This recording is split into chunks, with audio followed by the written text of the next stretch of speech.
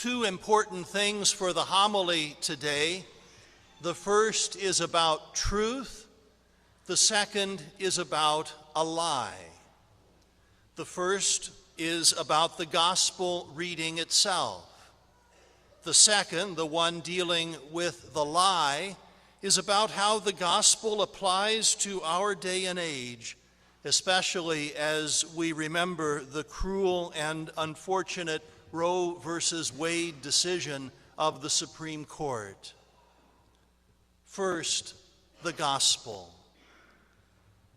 It is not at all uncommon today to hear atheists say that they do not consider the Gospels to be history. And this is said, of course, to dismiss entirely the existence of Jesus, thereby making it safe to say that the New Testament is a myth, a fairy tale, even a text meant to deceive and to control. What do we have to say about that? We have a lot to say about that. And the beginning of St. Luke's gospel that we just read helps us to get started. St. Luke begins his history of Jesus, very clearly stating that the events that he describes really happened. That is his claim.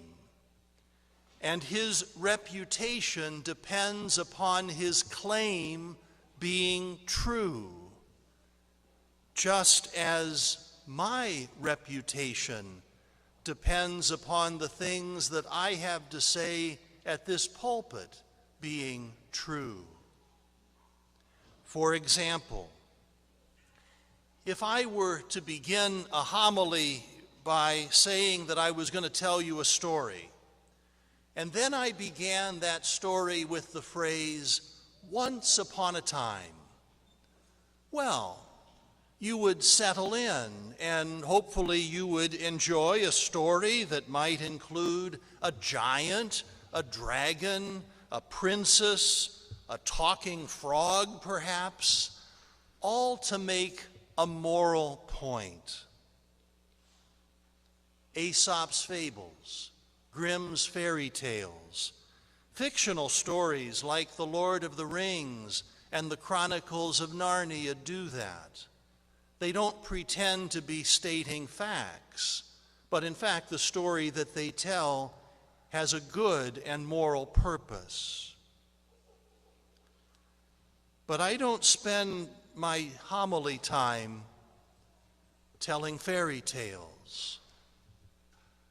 What I say to you, I claim to be true. My reputation depends upon it. How does St. Luke begin his account of the life, death, and resurrection of Jesus? He doesn't begin with "once upon a time."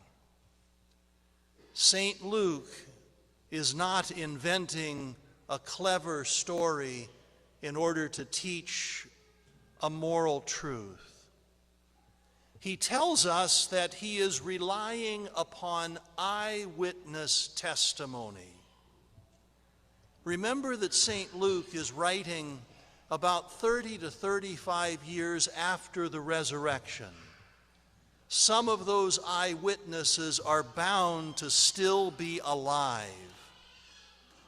St. Luke is telling his audience essentially, if you go to the Holy Land, you will find others who will tell you the same thing that I'm telling you. In other words, St. Luke claims that his history of Jesus is verifiable through the testimony of witnesses. St. Luke also says to his audience that he is presenting the facts surrounding the things about which you have been informed. St. Luke is not the teller of tall tales. Nor is St. Luke a charlatan. He is a well-educated, well-traveled man who writes his account as a scholar and as a man of faith. Just because he is a man of faith does not mean that he's making things up. Rather, he bases his faith in Jesus Christ upon events that happened during his lifetime or shortly before, events that have been recounted by eyewitnesses and that he has verified to be true.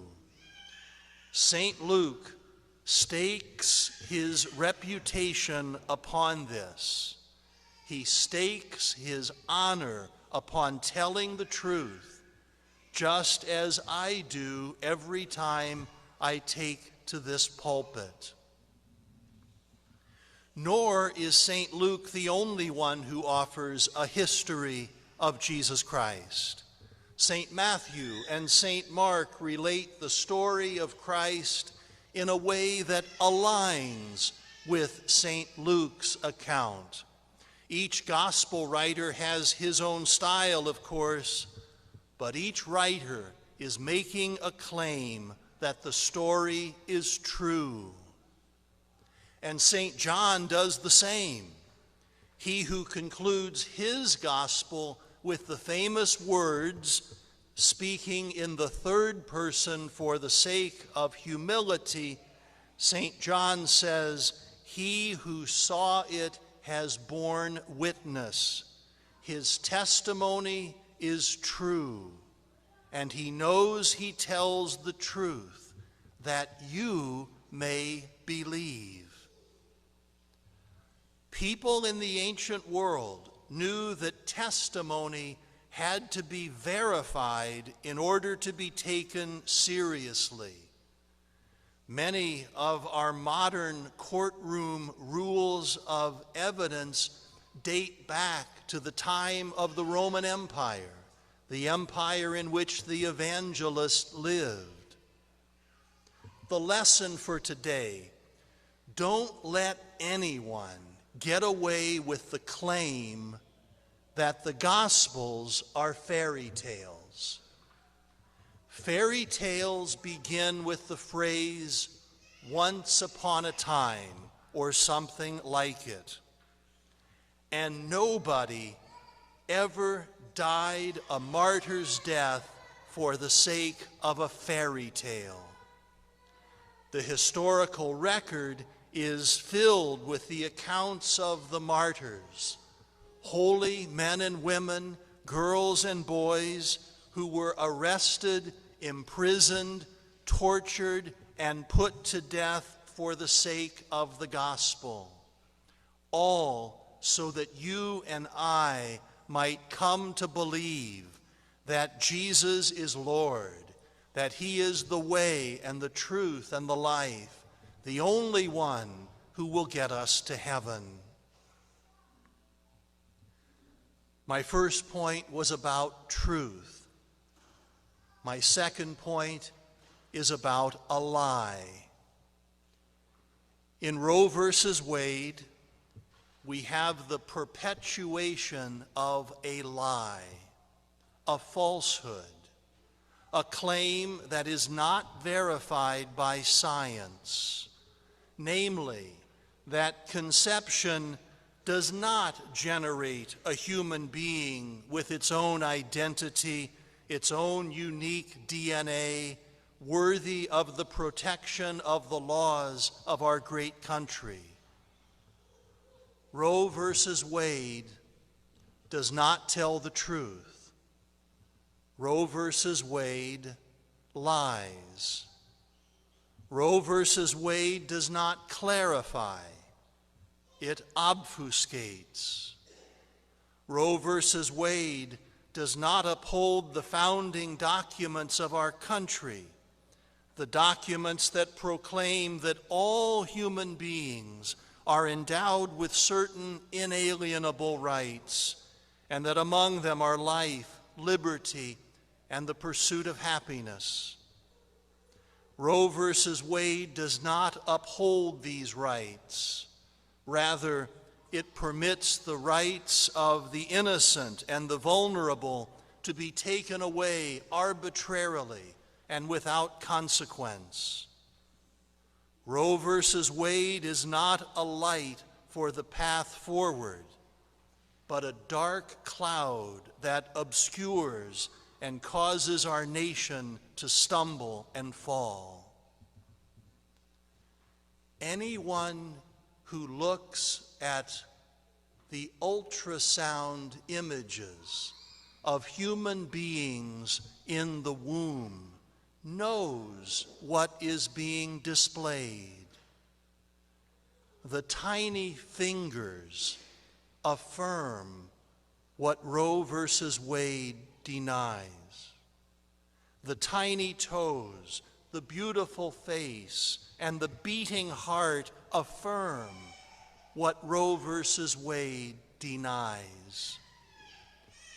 Thank God the Mississippi heartbeat law that was recently challenged before the Supreme Court might just be the opening for truth to prevail and justice be preserved for many of those who have no voice with which to speak for themselves.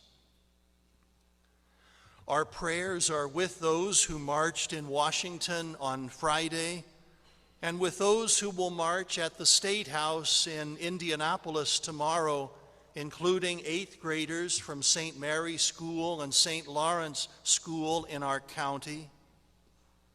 May we never tire of witnessing to the truth, nor may we ever shrink from the opportunity to help those who struggle with challenging pregnancies and those whose lives have been shattered by the unfortunate experience of abortion. We stand for the truth, yes. So too do we stand for mercy, reconciliation, and understanding. Abortion is a terrible sin, but abortion is not an unforgivable sin. God looks kindly upon sinners who repent.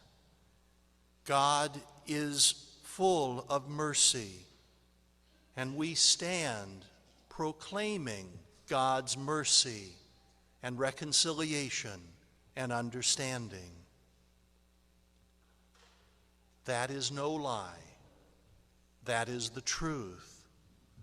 May we conform our lives more and more to the truth of the gospel and less to the lies that our contemporary culture proclaims.